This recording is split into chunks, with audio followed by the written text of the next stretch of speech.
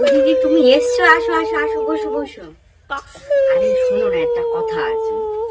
পাশের বাড়ি শেষে পাইপের মধ্যে থাকে না সাতটা ধপধপে ইঁদুরটা? আরে হ্যাঁ গো, ওর সাথে আমার মেয়ের বিয়ে ঠিক হয়েছে। আরে এখানে এলাম কেন? আরে সে মনে নেই অনেক দিন আগে শিশু রতনদের পাইপের মধ্যে থাকতাম। আরে সে কোথায় বিষ মারা ওষুধ টয়লেট করে দিচ্ছে, তোমরা বলো দিদি।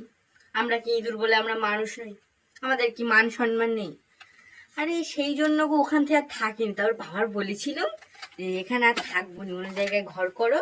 দেখো একটা ঘর ঠিক করো, সেখানে চলে এসেছি গো দিদি, ঠিক করেছি গো দিদি। এখানে কি সুন্দর জায়গা, কেউ কিছু বলার সুযোগ দেয়নি, দিইনি আমরা। যাই হোক, বসো, খেয়ে দিয়ে যাবে। আর যেটা বলছিলাম, তুমি হচ্ছে এ করো, থাকো, খেয়ে দিয়ে যাবে, একেবারে পাকা কথা হয়ে যাবে। ও কিভাবে হচ্ছে? আরে শেষে ওর বলেছিলাম না, একটা শেষে আমাদের সেই ঘটনা আছে না, নান্টু খটক।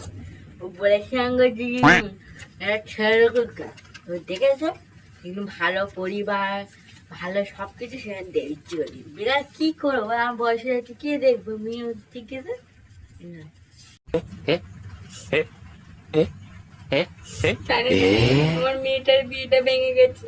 কোন ভাষা চাই প্রত্যেকটা ভাষায় উত্তর দিয়ে দেবো। আরে না গো, মেয়েটা ঠিক আছে, কিন্তু মেয়েটার লেজটা শুধু কালো হয়ে গেছে, বিড়ালের মতো। বলছে নাকি আমার মেয়ে বিড়াল ছিল।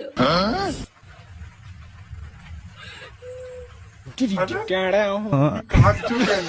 আমি তো বলেছি যে মেয়েটা বিয়ে করবে না, কিন্তু ও কি করেছে জানো?